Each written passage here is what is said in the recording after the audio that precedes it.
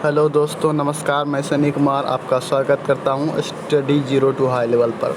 आज हम लोग डिस्कस करेंगे कला और संस्कृति से संबंधित 100 महत्वपूर्ण प्रश्नों को, जो कि काफ़ी ज़्यादा इम्पोर्टेंट है आने वाले सभी कॉम्पिटिटिव एग्ज़ाम के लिए, जैसे दरोगा हो गया, बिहार दरोगा, यूपी दरोगा, ग्रुप डी, ये सभी एग्ज़ाम के लिए महत्वपूर्ण है। तो चलिए स्टार्ट करते हैं पहले प्रश्न से।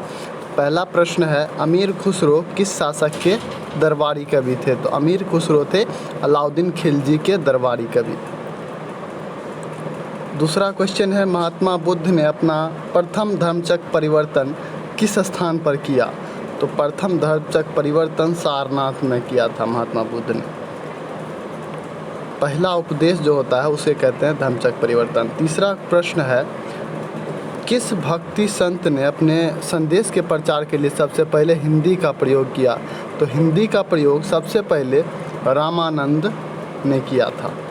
अगला प्रश्न है, किस सिख गुरु का जन्म पटना साहिब में हुआ था? तो पटना साहिब का जन्म सिख के 10वें गुरु गोविंद सिंह का हुआ, इसीलिए पटना सिखों के लिए एक बहुत ही आकर्षक केंद्र है। अगला प्रश्न है, राग मियाँ की मल्हार का रचयिता कौन है?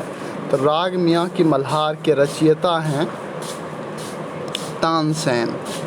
अगला प्रश्न है, मध्य प्रदेश में प्रतिवर्ष अखिल भारतीय शास्त्रीय नृत्य उत्सव कहाँ आयोजित किया जाता है?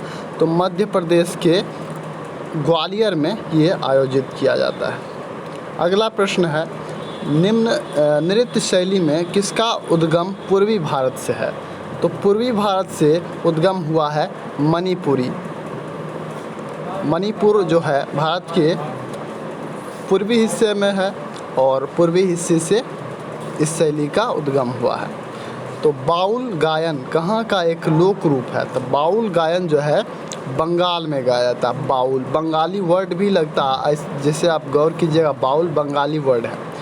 गिद्धा जो कि एक लोक नृत्य है किस राज्य से संबंधित है? तो गिद्धा संबंधित है पंजाब से। पंजाबी लोग गिद्धा करते हैं, गिद्धा भांगड़ा। उसके बाद है, निम्नलिखित में से कौन सा लोक जनजातीय नृत्य कर्नाटक से संबंधित है? तो कर्नाटक से संबंधित है यक्षगान। यक्षगान कर्नाटक। अगला प्रश्न है, निम्नलिखित में से युद्ध संबंधित नृत्य कौन सा है? तो युद्ध संबंधित नृत्य है मेघालय का बम्बू नृत्य। मेघालय में जो बम्बू नृत्य होता है ये युद्ध संबंधित नृत्य है। अगला प्रश्न है, कौन सा लोक संगीत दिए गए स्थान से संबंधित नहीं है? तो देखिए, इसमें संबंधित कौन सा नहीं है? बिरहा कानपुर। बिरहा कानपुर ये संबंधित नहीं है। बाकी कजरी वाराणसी में होता है, होली ब्रज में होता है, आपने गाना भी सुना होगा ब्रज होली। नौटंकी हाथरस में होता है, महाराष्ट्र। अगला है, नृत्य नाटक सूरदास और सकरिया किस पेशेवर जाति से संबंधित रखते थे? सूरदास और सकरिया जो है ये भवाई जाति से संबंधित थे। अगला प्रश्न है, कौन सा लोक नृत्य जम्मू कश्मीर से संबंधित है? तो जम्मू कश्मीर से संबंधित लोक नृत्य है इसमें Rouf Jammu Kashmir. Option number C. अगला प्रश्न है, संगीत नाटक अकादमी द्वारा भारतीय संस्कृत नृत्य के रूप में मान्यता प्राप्त शास्त्रीय नृत्य मूलतः कहाँ का है? तो मान्यता प्राप्त शास्त्रीय नृत्य है असम का। अगला प्रश्न है, पंडित भीमसेन जोशी के क्रियाकलाप का क्षेत्र क्या है? तो पंडित भीमसेन जोशी शास्त्रीय संगीत तबला बजाते हैं ये। उमाकांत और रमाकांत पांडे बंधु क्या है? उमाकांत और रमाकांत पांडे बंधु जो है ये ध्रुपद गायन से संबंधित हैं। नेक्स्ट प्रश्न है, सितार का जनक किसे माना जाता है? तो सितार का जनक अमीर खुसरो को माना जाता है, तबला और सितार का जनक। अगला प्रश्न है, प्राचीन सिक्कों पर वीणा बजाते हुए दिखलाया गया हिंदू राजा कौन है? तो ये हिंदू राजा हैं समुद्रगुप्त। इनके सिक्के पर बीना बजाते हुए चित्र अंकित है। इनमें में से किसका संबंध सितार वादन से नहीं है? तो इनमें से कौन सितार नहीं बजाते थे? तो अमजद अली खान ये सितार से संबंधित नहीं है। बाकी पंडित रविशंकर, अमीर खुसरो और उस्ताद अलाउद्दीन खान ये तीनों सितार वादक हैं। अगला प्रश्न है, मोनालिसा का सुप्रसिद्ध चित्र किसने बनाया? तो मोनालिसा का प्रसिद्ध चित्र प्रसिद्ध पेंटर लियोनार्डो दा विंची इसने बनाया। ये प्रसिद्ध कलाकार थे, इंजीनियर भी थे। अगला प्रश्न है, पश्चिम बंगाल में फर्शों पर चित्रकारी का कौन सा रूप प्रसिद्ध है? तो फर्श पर चित्रकारी किया जाता है पश्चिम बंगाल में अल्पना, अल्पना कहते हैं इसको। ये फर्श पर चित्रकारी होता है। अगला प्रश्न है, किस चित्रकला की मुगल कला भारतीय लघु चित्रकला की रीढ़ है? निम्न में से किस कला पर मुगल चित्रकला का प्रभाव नहीं पड़ा है? तो मुगल चित्रकला का प्रभाव नहीं पड़ा है काली घाट का। बाकी पहाड़ी, राजस्थानी और कांगड़ा ये सभी पर मुगल प्रभाव पड़ा है। अगला प्रश्न है, राजस्थान की प्रसिद्ध ब्लू पॉटरी की दस्तकारी का उद्भव कहाँ से हुआ? तो ये ब्लू पॉटरी का उद्भव हुआ था एशिया से, एशिया। निम्न में से गुफा चित्र में सबसे पुराना चित्र कौन सा है? तो सबसे पुराना है एलोरा गुफा चित्र। अगला प्रश्न है, अजंता चित्रकारी का विषय वस्तु किससे संबंधित है? ये बौद्ध धर्म से संबंधित है अजंता चित्रकारी। अगला है, गुरु गोविंद सिंह द्वारा खालसा पंथ की स्थापना कब की गई? तो ये की गई 1699 में। अगला प्रश्न है, चार वेद में से किस एक में जादुई माया और वशीकरण का वर्णन है? तो ये वर्णन है अथर्ववेद से। अगला प्रश्न है, जीपीटक निम्न में से किससे संबंधित है? तो जितने भी पीटक हैं सभी बौद्ध धर्म से संबंधित है। सूत पीटक, आनंद पीटक, विनय पीटक, ये सभी सूत पीटक, विनय पीटक, अभिधम पीटक ये सभी संबंधित है बौद्ध धर्म से। आनंद और उपाली इसके लेखक हैं। अगला प्रश्न है, सिख के धार्मिक स्थल निम्न में से कौन सा स्थान भारत में नहीं है? तो भारत में नहीं है ननकाना साहिब, ये पाकिस्तान में है। अगला प्रश्न है, बौद्ध, जैन और ब्राह्मण धर्म में कौन सी धारणा एक जैसी है? तो तीनों में एक जैसी धारणा है कर्मवाद का सिद्धांत। जैसा आप कर्म का कीजिएगा वैसा फल मिलेगा। अगला प्रश्न है, निम्न में से कौन सा बौद्ध धर्म और जैन धर्म में पर्याय है? तो बौद्ध और जैन धर्म में दोनों में पर्याय है अहिंसा, अहिंसा नहीं करना है। अगला प्रश्न है, इस्लाम धर्म के संस्थापक मोहम्मद, पैगंबर मोहम्मद का जन्म किस वर्ष हुआ? ये 570 में हुआ था, 570 ईस्वी में। और 622 में हिजरी संवत चला था। जो इस्लामिक संवत चला वो हिजरी संवत 622 में चला था। अगला है, अनेकांतवाद किसका कोट सिद्धांत और दर्शन है? अनेकांतवाद है जैन मत का। अगला प्रश्न है, तृतीय बौद्ध सभा किस स्थान पर बुलाई गई थी? तो तृतीय बौद्ध सभा बुलाई गई थी पाटलिपुत्र में। अगला प्रश्न है, पुष्टि मार्ग के दर्शन की स्थापना किसने की? पुष्टि मार्ग के दर्शन की स्थापना की थी वल्लभाचार्य ने। अगला प्रश्न है, किसने प्रतिपादित किया कि भाग्य ही सब कुछ निर्धारित करता है, मनुष्य असमर्थ होता है? ये कहा था आजीवक संप्रदाय के लोगों ने। आजीवक संप्रदाय के संस्थापक कौन थे? मोगलीपुत्र गोसार, या ये तीसरे बौद्ध संगति के अध्यक्ष भी थे। अगला प्रश्न है, उस स्थान का नाम बताइए जहाँ गीतकार श्री त्यागराजन के सम्मान में नियमित रूप से त्यागराज आराधना त्यौहार मनाया जाता है। तो ये स्थान है तंजावुर। अगला प्रश्न है, रासलीला, याओसंग, लाई हरीबा आदि ये सभी त्यौहार हैं। ये सभी त्यौहार जो है मणिपुर के लोग मनाते हैं। रासलीला, याओसंग, लाई हरीबा। अगला प्रश्न है, अंतर्राष्ट्रीय प्रसिद्ध सूरजकुंड क्राफ्ट मेला किस जिले में लगती है? तो ये लगती है फरीदाबाद में सूरजकुंड मेला। निम्नलिखित में से कौन सा हिंदू पर्व थारू जनजाति द्वारा शोक पर्व के रूप में मनाया जाता है? तो ये बहुत ही इंटरेस्टिंग है। ये दीपावली जो है थारू जनजाति शोक त्यौहार के रूप में मनाते हैं। हो सकता है कि रावण के वंशज हो गए। उत्तराखंड में किस मेले में 2 गुट के बीच पत्थर फेंकने की प्रथा है? तो 2 गुट के बीच पत्थर फेंकने की एक अजीब परंपरा है देवी धुरा मेला में। Option number B. अगला प्रश्न है, वार्षिक पुष्कर मेला किस राज्य में आयोजित की जाती है? तो पुष्कर मेला राजस्थान में आयोजित की जाती है और यहाँ एकमात्र ब्रह्मा का मंदिर है पुष्कर में। धार्मिक त्यौहार डांडिया किस राज्य में उल्लास के साथ मनाया जाता है? तो डांडिया जो है नवरात्रा के समय में गुजरात में मनाया जाता है। कोणार्क, जिसमें हिंदू वास्तुकला के अद्भुत नमूने वाला प्रसिद्ध सूर्य देवता का मंदिर है, किस राज्य में है? कोणार्क जो है ये ओडिशा राज्य में है। इसको ब्लैक पेगोडा भी कहते हैं। एलोरा के कैलाश मंदिर के निर्माण में किस वंश के शासक ने पत्थर की कटाई कर कर बनवाया? तो ये राष्ट्रकूट शासक ने बनवाया था। अगला प्रश्न है, देवघर स्थित प्रसिद्ध शिव मंदिर का निर्माण किस शासक द्वारा कराया गया था? तो देवघर का मंदिर राजा पूरनमल द्वारा करवाया गया था। माउंट आबू का दिलवारा मंदिर किसको समर्पित है? तो ये समर्पित है जैन तीर्थकर को। अगला प्रश्न है, दिल्ली स्थित जामा मस्जिद का निर्माण किसने कराया था? तो जामा मस्जिद का निर्माण कराया था शाहजहां ने। निम्नलिखित स्थान में से किस एक में राष्ट्रकूट द्वारा एलोरा पहाड़ी में निर्मित गुफा मंदिर स्थित है? ये स्थित है औरंगाबाद में एलोरा गुफा मंदिर, महाराष्ट्र में। उसके बाद है, कश्मीर के मातंड मंदिर का निर्माण किसने कराया? तो ये कराया ललितादित्य ने। अगला प्रश्न है, झारखंड का शिमला किसे कहा जाता है? तो ये कहा जाता है रांची को झारखंड का शिमला कहा जाता है।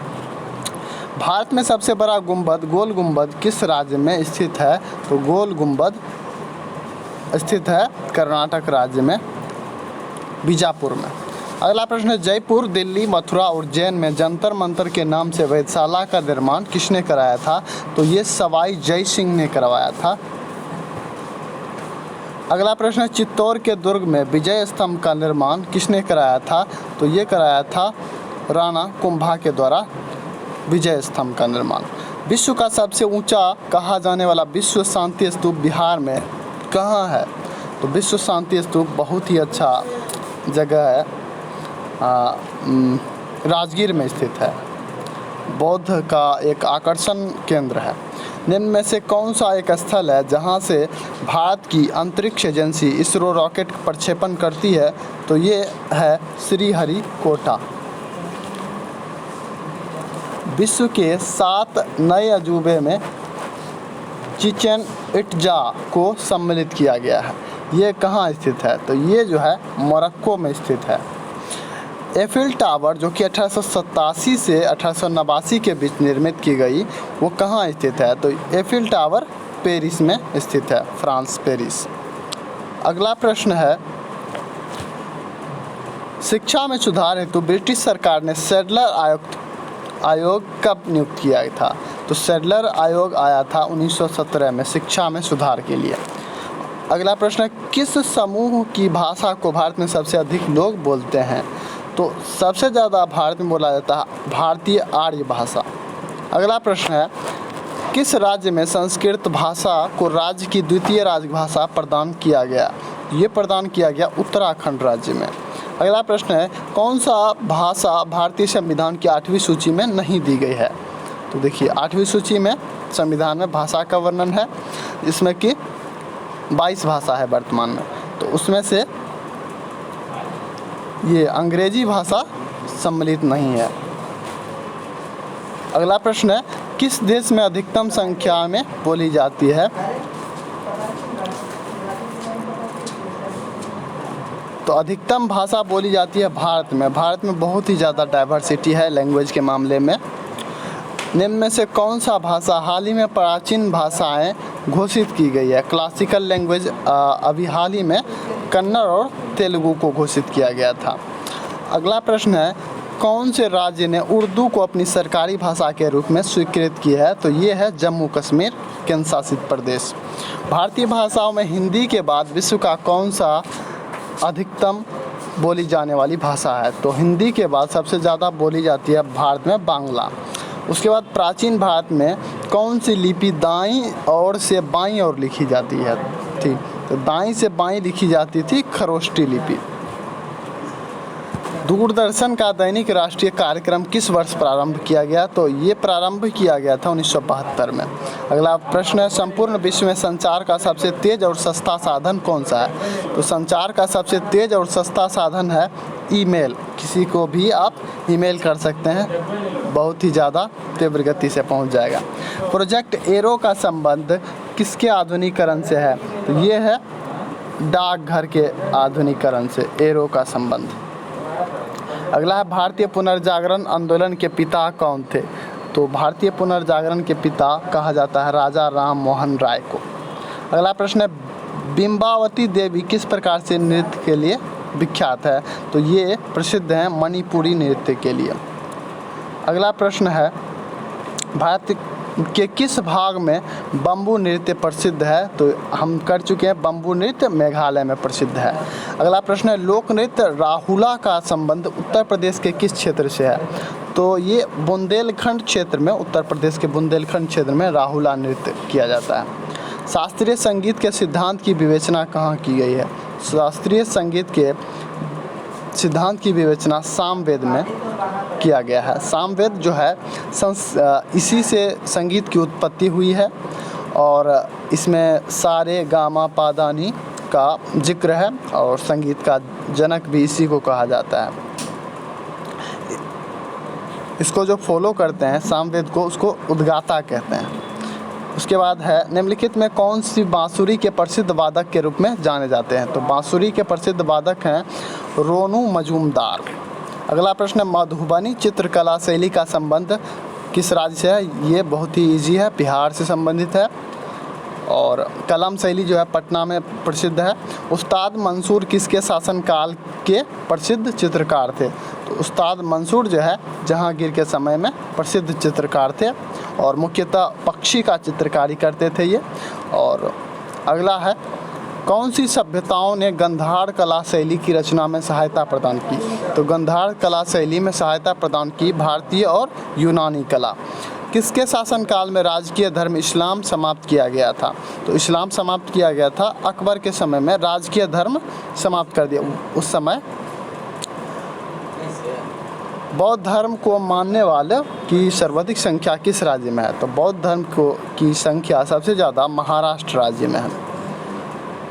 उसके बाद है, निम्नलिखित में से किस राज्य में बौद्ध स्थल टेबो मठ स्थित है? तो टेबो मठ स्थित है हिमाचल प्रदेश में। अगला प्रश्न है, किस संत ने अद्वैतवाद का प्रतिपादन किया? तो अद्वैतवाद का प्रतिपादन किया शंकराचार्य ने। इसके बाद है, छोटी तीज का त्यौहार हिंदू पंचांग के अनुसार किस माह में किया जाता है? तो दो तीज होता है, छोटी तीज और बड़ी तीज। छोटी तीज होता है श्रावण के माह में। अगला प्रश्न है, किस स्थान पर कुंभ मेला का आयोजन नहीं किया जाता है? तो 4 जगह होता है, इसमें भोपाल में नहीं होता है, नासिक में होता है, हरिद्वार में होता है, इलाहाबाद में होता है और चौथा एक उज्जैन है।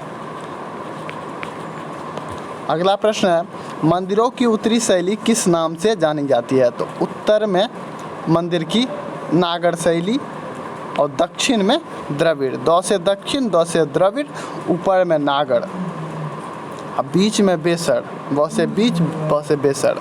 तो बेसर शैली दोनों को मिला के होता है, दोनों का मिक्सचर। अगला प्रश्न है, बोध गया स्थित प्रसिद्ध महाबोधि मंदिर का निर्माण किस शासक ने करवाया? अशोक ने करवाया था महाबोधि मंदिर का निर्माण। अगला प्रश्न है, प्रसिद्ध विजय विट्ठल मंदिर जिसके 56 तक्षित स्तंभ संगीतमय स्तर निकालते हैं कहाँ अवस्थित हैं? तो ये अवस्थित हैं हम्पी में विट्ठल मंदिर। डायमंड हार्बर और साल्ट लेक सिटी कहाँ स्थित है? ये स्थित है कोलकाता में। डायमंड हार्बर भी कहा जाता है कोलकाता को। अगला प्रश्न है, कुतुब मीनार का निर्माण किस शासक ने पूरा करवाया था? तो ये इल्तुतमिश के द्वारा पूरा किया गया था। कुतुबुद्दीन ऐबक ने स्टार्ट किया था, इसकी नींव रखी थी। अगला प्रश्न है इत्माद-उद-दौला का मकबरा आगरा में किसने बनवाया? तो ये बनवाया नूरजहाँ ने, इत्माद-उद-दौला का मकबरा। अगला प्रश्न है 93वां, सांची स्तूप का निर्माण किसने किया था? तो सांची स्तूप का निर्माण अशोक ने किया था। अगला प्रश्न है अंकोर वाट मंदिर समूह किस देश में स्थित है? तो अंकोर वाट मंदिर समूह कंबोडिया में स्थित है या कंपूचिया में स्थित है। अगला प्रश्न है 95वां, इंडोनेशिया में उस मंदिर का क्या नाम है जहां रामायण और महाभारत के चित्र बनाए गए हैं? तो इंडोनेशिया में स्थित वह मंदिर है बोरोबुदुर का मंदिर, बहुत ही ज़्यादा फेमस है। अगला प्रश्न है 96वां नंबर, इंदिरा गांधी राष्ट्रीय मानव संग्रहालय कहाँ है? तो इंदिरा गांधी राष्ट्रीय मानव संग्रहालय है भोपाल में। अगला प्रश्न है निम्नलिखित में से किस भाषा को केंद्र सरकार द्वारा श्रेव्य भाषा या क्लासिकल भाषा का दर्जा दिया गया है? तो तमिल को क्लासिकल भाषा का दर्जा दिया गया है। अगला प्रश्न है भारत की तीसरी सर्वाधिक बोली जाने वाली भाषा है तेलुगु भाषा। अगला प्रश्न है कुरियर सेवा से प्रतिस्पर्धा के लिए भारतीय डाक विभाग ने द्रुत डाक स्पीड पोस्ट सर्विस का आरंभ कब किया था? तो स्पीड पोस्ट का आरंभ 1986 में हुआ था।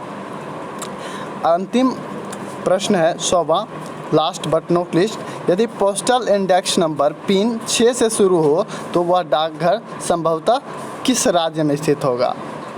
तो ये स्थित होगा केरल में। अगर 6 से शुरू हो तो केरल से होगा। पहला जो है अक्षर डिनोट करता है जोन को, तो इसीलिए पहले अंक से हम पता लगा सकते हैं ये किस राज्य की है। तो धन्यवाद, यही था आज का 100 प्रश्न जो कि बहुत ही ज़्यादा महत्वपूर्ण है। आप हमारे टेलीग्राम चैनल से भी जुड़ सकते हैं, स्टडी 02 हाई लेवल के नाम से है, और हमारा Facebook page study 02 high level follow कर सकते हैं, लिंक डिस्क्रिप्शन में मिल जाएगा। धन्यवाद।